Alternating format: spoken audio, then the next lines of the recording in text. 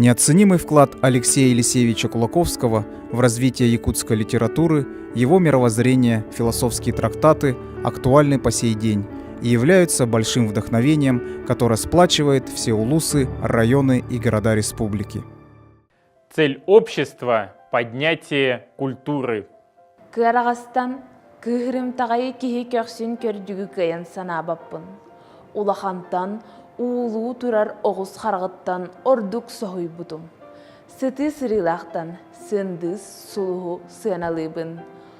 Сите берін яқтен сир иені білебін. Жолтан жоғыз бағалақ бар, мұңтан булан ахабат бар.